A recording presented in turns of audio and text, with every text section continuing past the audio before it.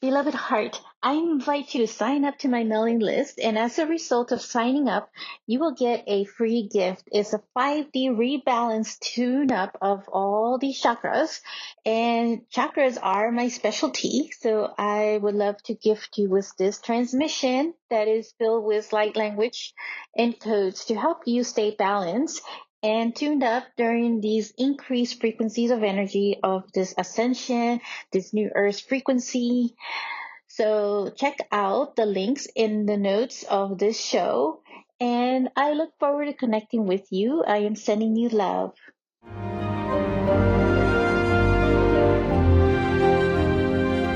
This is the transfiguration of the new you. Hello, beloved hearts. Welcome back to my podcast. I am your host, Monica Bermudez, and we have a very special guest here with us. Her name is Sarah Dawkins. And just to give a brief introduction of her, we're going to talk about beyond the system and into the soul.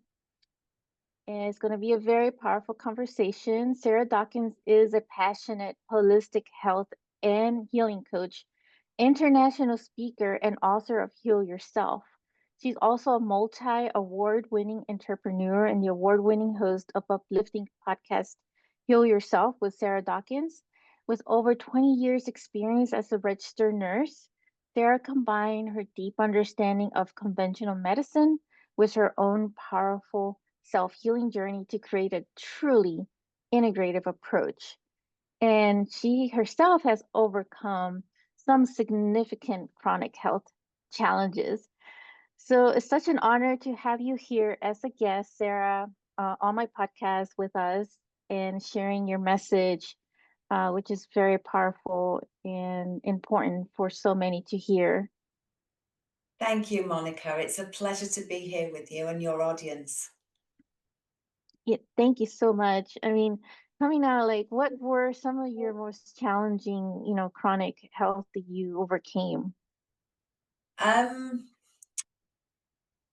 I think the underactive thyroid and the burned out adrenal glands took me a while. The eczema and psoriasis I healed fairly quickly, but every now and then it just pops back up when I step back into behaviors or thoughts Mm-hmm. that caused it in the first place. So when I see eruptions on my skin, I know, do you know, it's my mind saying, you just need to think about things a little bit differently, or slow down, or calm down, or take some time out. It's our symptoms are just messages. And yet Western medicine seeks to quieten them with pills. Yeah, that's a very powerful, message, especially like coming out as a nurse, you get it, what is being in that conventional, medicine. Um, and I feel like so many people are starting to wake up, I would say, and shift into like a different way of like looking at health. Um, Can you take us back to the moment when your beliefs around pharmaceuticals were first challenged and what shifted in you in that time?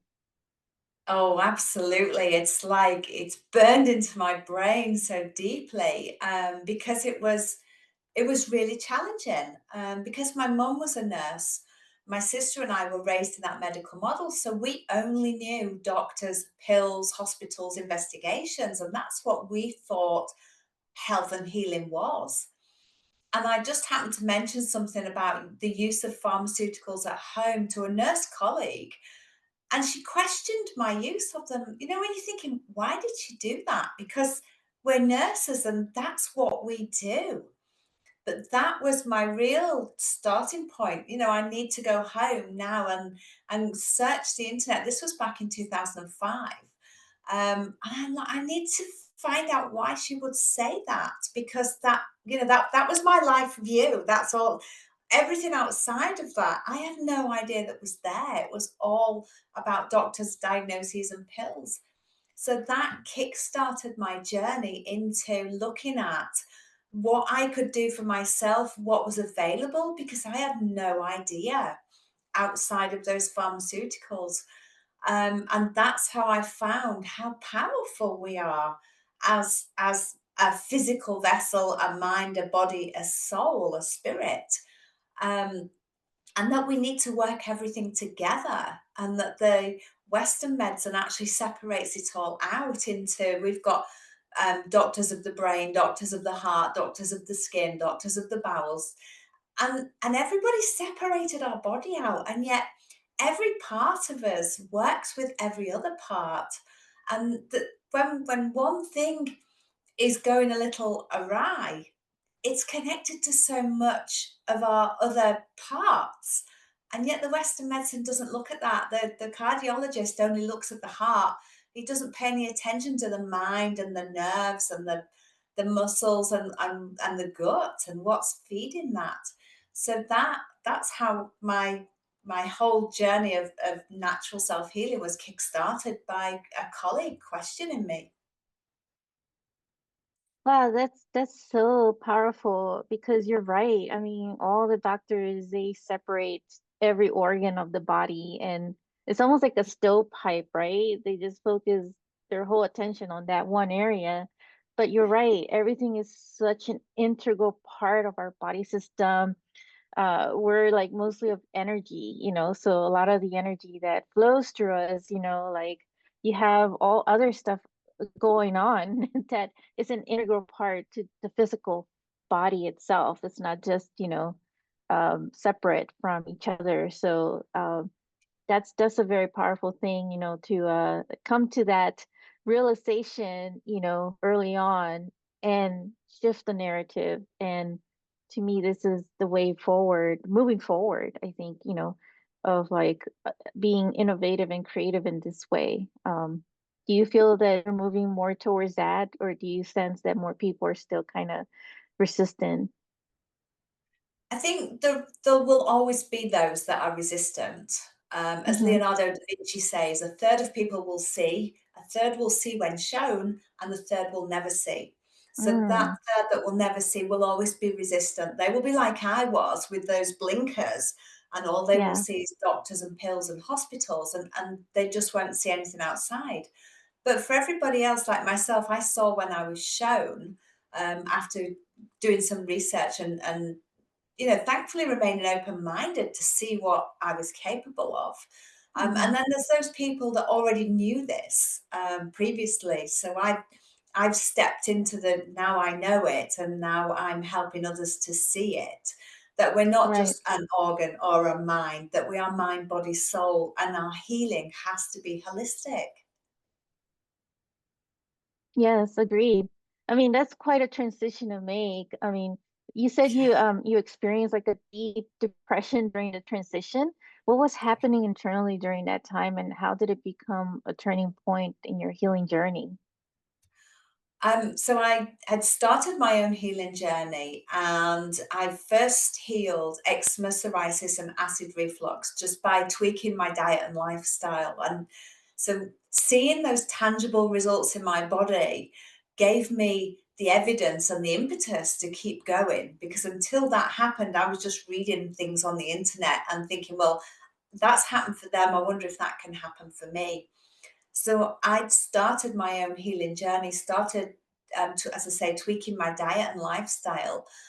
So at home, my health, my life was more of a totally natural, holistic way of living.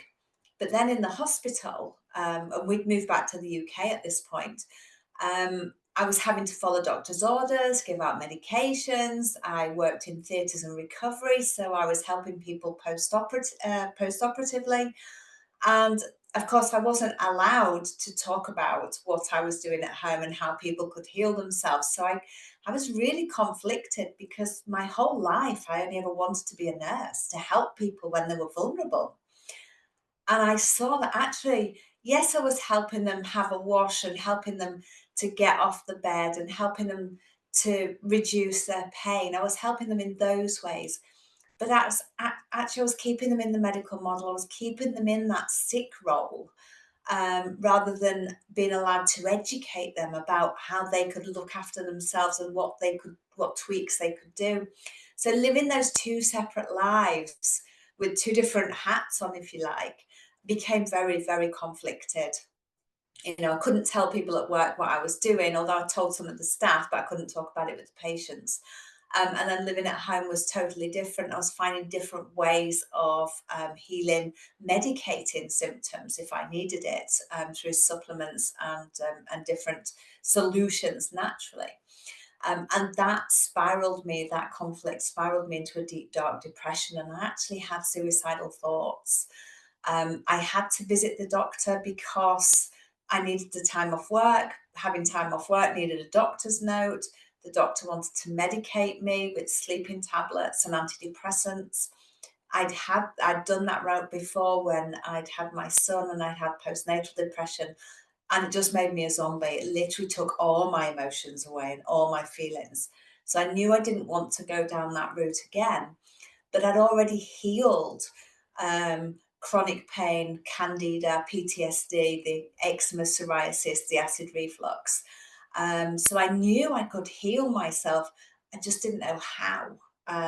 So I was floundering for a while because I was in that deep, dark place. And then one day I just realized that there was leaves on the trees and there was flowers on the ground, and literally it was like I just popped out of myself to rejoin the outside world, because I was walking the dogs. So yeah, I had to walk the dogs.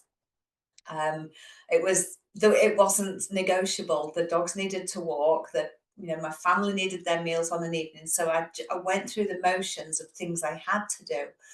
um, and it was at that moment, I realized that I'd been lost in that deep, dark abyss. And I started looking, and I realized now looking back, I was becoming mindful and using gratitude, because in the UK there's a lot of grey sky. So I'd be like, oh, look, there's a tiny patch of blue sky there. And how beautiful are the flowers on the ground, and the trees are all in leaf now. It was spring. And it was a few months down the line that I realized that actually intuitively practiced gratitude and mindfulness. And that's what really started to lift me out of that darkness that I was in. Wow, that's very powerful, especially when you're having like suicidal thoughts. That's gotta be really hard. Switching out of, so many years of doing what you were doing, you were taught, follow pretty much a model that was taught in school. Yes. So I get that. And I imagine that it was difficult, letting go of that role of like, the fixer, I guess, um, Yes. and what, you did with the gratitude was really like helping you move into a space of like holding empowerment for others to like heal themselves. Um, Yes. yeah, so that takes, a lot of courage to do that. Um, in a Yeah. way, I would say. Yeah. But I knew I couldn't go on as I was. And something had to change. But then I had that whole internal battle of, who actually am I? Because I always aligned with Sarah Mhm. the nurse. And if I'm not going to be a nurse anymore, who am I? And I couldn't answer that question. So that took me into finding who I was authentically. Yeah, so that's a very important point that you're making because it's really about the ego. When the ego, like talk about like the identity, how we identify ourselves to certain jobs, right? And even Yeah. places and with people. And so when stuff like this starts to like change and shift into like when you start changing into something else, a different role, then that's when the conflict arises and it feels like a battle, Yes. internal battle is going on inside. And so there's the battle of holding on to the old identity or stepping into the new. And so that's why, it's either you go forward or you go back. And so I feel like a lot of people are kind of struggling with that right now because there's been like an ongoing unexpected changes, where the carpet gets pulled under their rug. So things are like quantum shifting at a much accelerated levels. Like either you get it now or you just like, stay where you're at, stuck. But in your case, you chose not to stay in that position. You said, I'm going to go forward and I'm going to take this, to me, that's being brave and being courageous. And it was because I stepped away from the hospital and I became a nurse entrepreneur as like a sidestep, if you like, because that Mhm, was still me as the nurse, but I was doing different roles. I was doing medical legal work, I was doing DNA work, and I was doing training. So I was training hospital staff, all the staff at different levels in the hospital on their annual updates. So I was no longer working with patients and pharmaceuticals. I'd stepped away from that. And that worked for a while, but every year I had to sign the nursing register to say I would uphold the nursing standards, which means drugs first, and following doctor's orders, and that still caused me conflict at the end of every year having to sign that. So that was what pushed me to train as a coach, knowing that I'd healed myself. I thought I can now help others with the knowledge I've got of the medical model, plus my own knowledge of healing a huge amount of health problems. I can now help others to find the root cause of their symptoms, which means listen to that little voice inside of us that's talking, that's trying to help us to say, look, you need to address this, or look, you need to stop doing that, or this needs to change. And we tend not to listen to that voice. We tend to stuff it down and think, it's only a headache, I'll take a pill. It's only an upset stomach, it will pass. It's only a rash, I'll just put some cream on it and it'll stop. And we dismiss all those little signs that our body is sending us until we get the bigger signs, the chronic pain, the migraines rather than the headaches, the huge bowel problems rather than a little bit of an upset stomach. And mhm, that is really our body shouting at us to say, look, I need you to listen to me. And when we stop and do that, that's when we can understand what it is that the symptom is saying. So in wanting to do that, I actually surrendered my nursing license because I could no longer live that dual life. Trained as a coach, and now I help others to heal from the root cause, to understand what their body is saying in their symptoms. mm. Yeah, that's so key. I'm glad that you said about the how, getting into the root cause healing is to really listening to your body, which is past the conventional medical way of doing it because they won't tell you that, they'll tell you just take this medicine or take this pill. Absolutely. And then take this other pill to counteract the effects of this first pill, and on and on. Exactly. Yeah. I always laugh. Have you seen those ads or those commercials where they talk about certain medication? If you take this, you'll like heal from this, but then they show like all these other disclaimers. If this causes death, call this number. Like, Yes. Yes, and it's always happy families, isn't it? And then they rush through the side effects and you hear death and you're like, "Whoa, but it's a happy family." I know. Yes, I yes. always laugh at those ads. Like they look so happy. Okay, but here's if you die, call this number. Okay, but you're dead. So like yeah, but some of those side effects they have in there that they rush in there are so crazy. And they just like it's just I don't know if it's like it's propaganda like brainwashing, I would say, um and just like because Yeah. it's like how can you be smiling and have like these side effects where your liver starts bleeding on this and if you take this like Yeah, and I've spoken to people who say to me, "Doctors prescribed me this new drug." I'm like, "Have you seen the side effects?"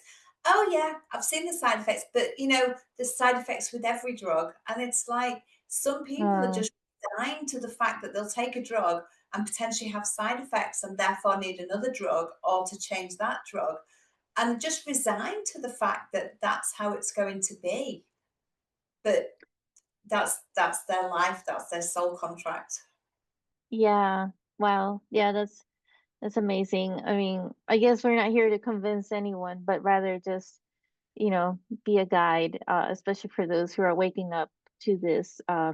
To me, that's like a level of awakening, seeing that we're much more being able to heal ourselves.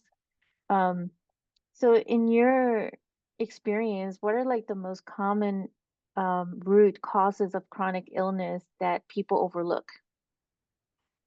I see a lot of problems have roots back in childhood trauma.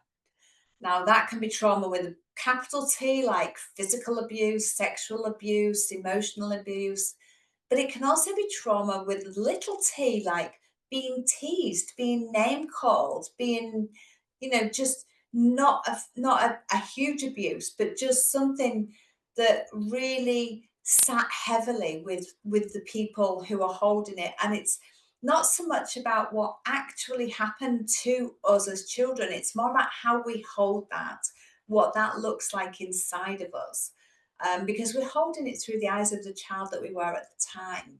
And it's how we're holding it that expresses itself in symptoms today. And as I say, the majority of people that I say, the roots of their symptoms come from unresolved childhood trauma, whether that's capital T or small t trauma. There's something in their childhood that happened that is recycling itself in different ways through their lives today. Unlock your limitless potential with the monthly multiversal circle of creation. This sacred quantum manifestation ritual will awaken your inner power and connect you to the successful versions of yourself across the multiverse. Clear blocks, amplify your creative energy, and set powerful intentions for abundance, love, and possibilities. Activate your galactic aspects, recalibrate your nervous system, and manifest your dreams with cosmic clarity. Available in person and via Zoom. Join us for this transformative experience today. Yeah. Oh, that's very powerful.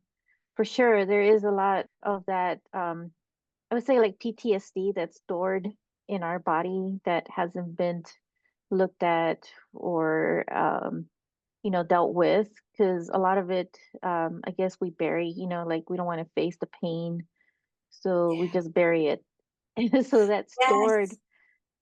Yeah, Hmm. and it was Yeah. about, I don't know, maybe 4 years ago, I realized I had PTSD because when I heard people shouting or angry, I would have a visceral reaction and I would shake and I would become so anxious and so worried.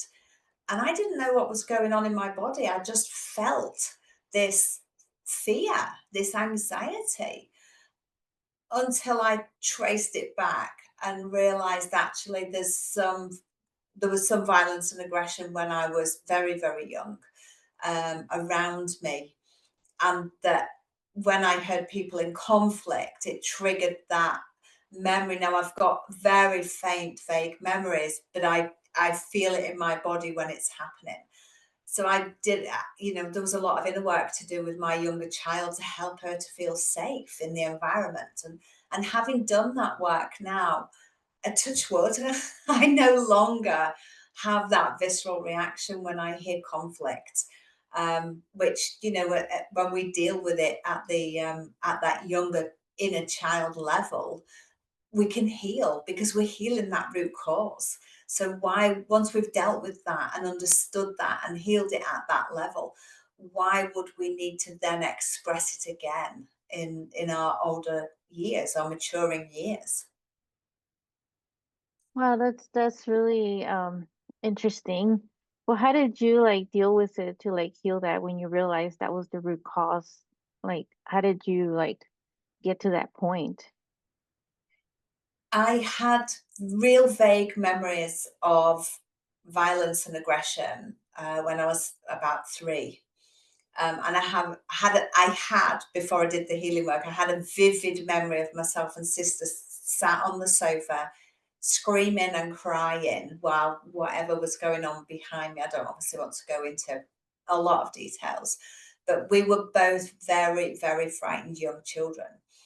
And so the inner work that I've done as an adult is about understanding that what happened happened, and there's nothing that I can do now to change it. Um, and yes, it wouldn't it have been great if it didn't have happened, but it did.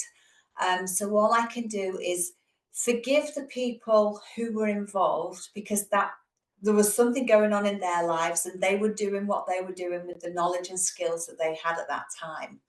Um, and work with the younger child, the younger me, who remembered that and just keep surrounding her in love and telling her that she's safe. And so the first time I heard conflict, that after I'd realized what was going on, I just sat with myself, put my hands on my chest, on my heart, and say, you're safe now. There's nothing to be worried about. I'm here.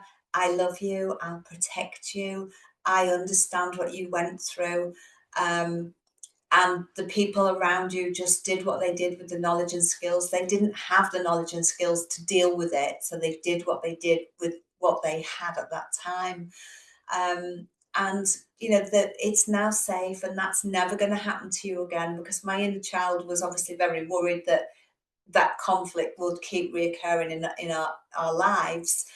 And yes, it might, but I am not responsible for anybody else's um, violence, aggression, words, behaviors, actions. I can't control that, but I can control myself, my reactions, and the reactions of my inner child. And just let her know that what's happening out there in the conflict that's going on around us, near to us, or I've seen, is nothing to do with us, and that we are safe and protected and loved for who we are. We don't have to be anything different.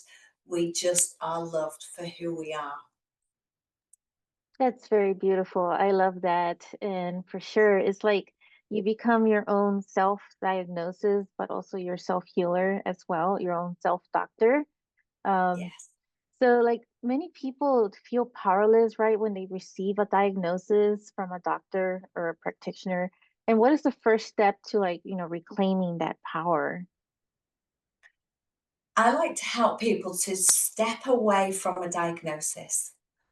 A lot of people want a diagnosis because they think they're going mad with the symptoms. They're like, I've got all these symptoms, they're invisible, nobody, and nobody understands, and nobody's validating me. A lot of people were never validated as children, and they feel unvalidated as adults, and the symptoms go unvalidated until they get a diagnosis. So I understand that.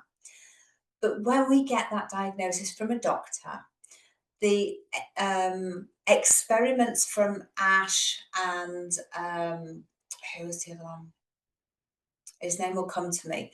But there was some experiments done in the 50s and 60s about obedience to authority. And when we perceive the person in front of us as a person of authority, like a policeman, a school teacher, a doctor, a nurse, we perceive that authority. We are more submissive towards them because we're taught to, obey the authority. So I help people to first of all see that, and then understand that a diagnosis is like a computer program, and that's installed into their mind. And with that diagnosis comes a set of beliefs. So, for instance, your diagnosis is fibromyalgia, which means you're going to be bedbound at some time. You're going to have chronic fatigue. You're going to have pain all the time. You're going to have a whole lot of medications for the rest of your life, and you can never heal it. So you've got the diagnosis, then you've got all these beliefs, and then you've got everything else that you add to that because of the fear going round. So I help them to step outside of that diagnosis, and let's start with your symptoms. What symptoms do you have? What is the message in that symptom? Because fibromyalgia is literally a group of symptoms pulled together, and everybody, predominantly symptoms, are similar but different because it's personal to that person. So let's look at what your symptoms are and what's the message in your symptom. What is that chronic fatigue saying to you? Does it want your body asking you to rest? And you're just like, I've got to push through, I've got to push through, I've got to push through, rather than just going, okay, let's surrender to it, let's rest. What is that joint pain saying to you? Depends on where it is. It's saying different things. Let's look at the message behind the symptom. What is your body trying to express to you? So I'm working with the message below the symptom to help my clients to see that it's not the diagnosis. It's messages from our subconscious mind falling into our body as symptoms. And when we can understand those symptoms, We can let go of the diagnosis and work with just the symptoms. And when we understand the symptoms, we can work with the root cause of why our body needed to express that and heal it. Yes, that is very powerful. And I like how you said that, and it's true because when you see somebody who's a police officer, who's a doctor, they already like just based on belief systems automatically see them as an authority and all, and that's it. They determine your whole life and your death, and it's like but where, you're saying is switch that narrative and, step out of that belief system that really we're meant to be in our own sovereignty also, like um and that's where, it's very challenging, I would say, to try to like convince someone, but you can't because it has to come from somebody's will to want to change that belief. Um Yes, yes. and And it's the mhm, belief change that is the key to understand that, yes, that's what the doctor's saying. I'm never going to heal it. I'm always going to be on pills and I'm going to have all these symptoms. To actually, my body heals itself, and to believe in that. yes, yes, for sure. So what would you say though to someone who is skeptical about the body's ability to self-heal? Not that we're trying to convince anyone. No, I'm not trying to convince. I would just say, okay, so imagine you've got a cut, a paper cut, or you've got a bruise. Would you go to the doctor and ask the doctor to help you to heal that? Chances are you wouldn't, unless you've got a bleeding problem, you're a haemophiliac, or your blood doesn't, your blood doesn't clot, or there's other things going on. For the majority of people, they would just clean up the cut, maybe put a dressing on it, and know that it will heal, and know that the bruise will heal. And that is evidence that our body just is healing itself. Without us doing anything, our body will just heal itself. So if it can heal the cuts and the bruises, why can it not heal the autoimmune and the multiple sclerosis and the ALS? It absolutely can. And the cancer and the Lyme and the stroke and the allergies and sensitivities, we can heal all of that. The doctors just are not taught that, and they don't understand because their training, sadly, is sponsored by the pharmaceutical companies. So they only know what they're taught through the pharmaceutical companies. But yet, if you speak to lots of people, there's more people like myself out in the world now that's healed a whole slew of health problems. And the doctors just say we're a fluke. But actually, there's so many of us. There's there's got to be something in it, right? And that's how I started my research, looking for people who had healed, looking at what they'd done to heal themselves, and just following what other people had done and trying it for myself. That's good. Yes, for sure. The trend is moving forward more in what, doing this whole self-healing and empowerment. And that's a good point about the bruise. Like nobody goes to the doctor like go get the bruise. Like you already know like confidently because in your belief system you have this already engraved in you that it's okay. So why can't we do that for all other like chronic illness or anything else that our body is also telling us that it needs your attention on? So those are very key nuggets that you just shared with us. And in your book, Heal Yourself, in your podcast, which are inspiring thousands, what is the core message you want humanity to know right now about healing? It absolutely starts with your belief. You have to believe that you can heal, your body can heal itself to be able to heal yourself. If you don't believe, you won't heal because your belief will stop you. But that said, if you believe you need to go to a doctor and take a pill, then that's what you need to do. But actually, just think about the bruise and the cut and how your body heals itself. And remain open minded, because there are people in the world healing themselves. And my book and my podcast is testament to that. I'm sharing people who've healed a medical diagnosis or an emotional grief I've shared so many different people, and every week through my podcast, I still share. And my message is you can heal yourself. But the real key is it has to come from your belief. You have to believe you can do it. And the people in my book and the people on my podcast all do different things.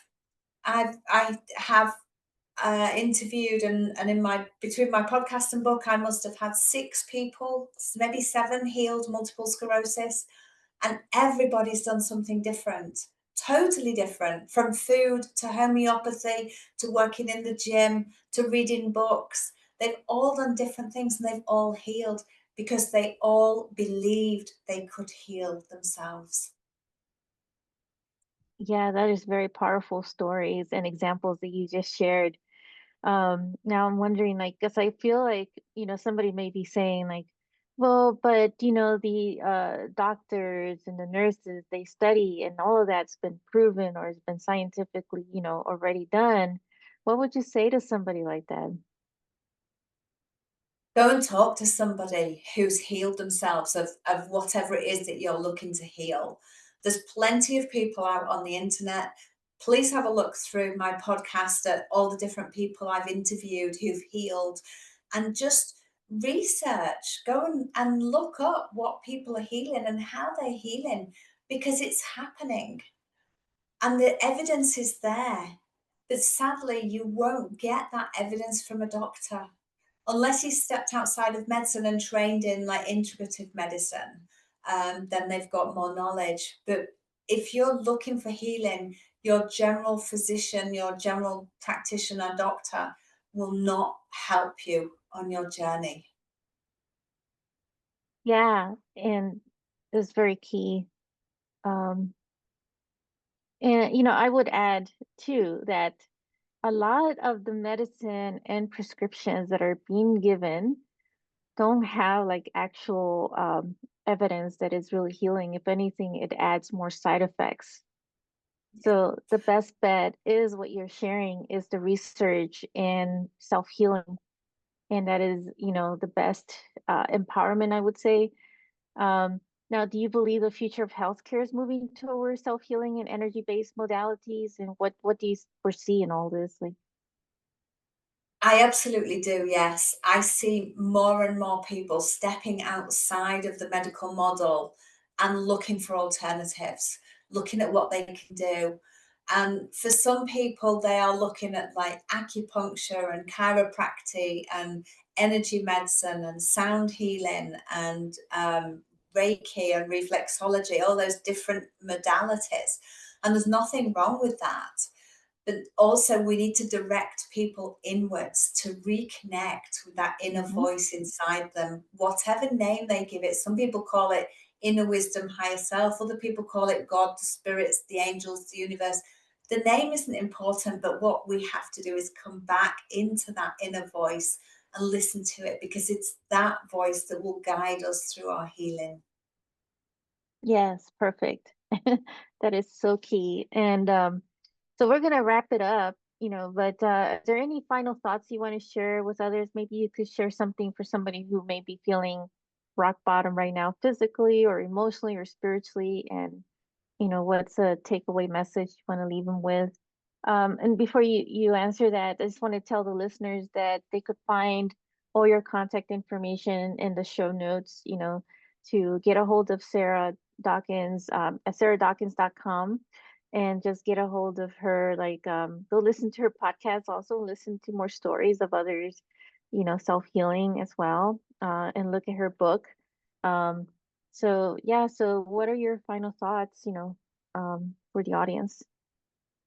Thank you. I would say nobody can do it for you. I've been there at rock bottom. I've been in those suicidal thoughts. I've been in that dark, dark space, as well as healed a whole host of other things.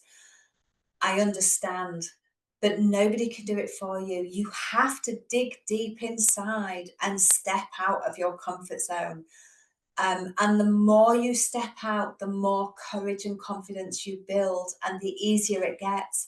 But believe me, your voice will shake, your body will shake because of fear of stepping out of your confidence zone.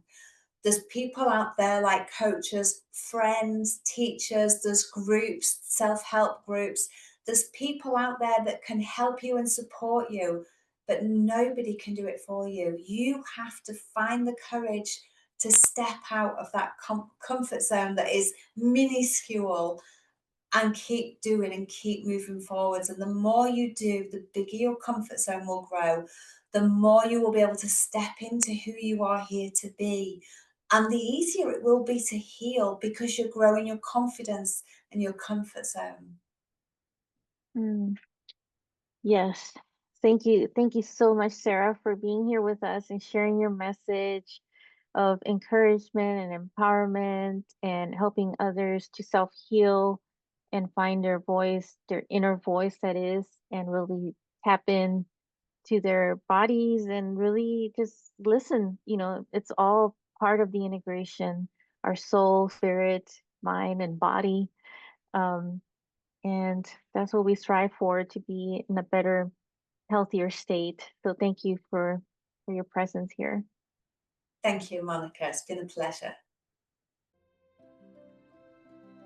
If you enjoyed this episode, make sure to click like, save, and share with others so they can also experience what you just experienced. And stay tuned for some more high vibe episodes. And I'll be connecting with you in the next quantum field. Sending you so much love.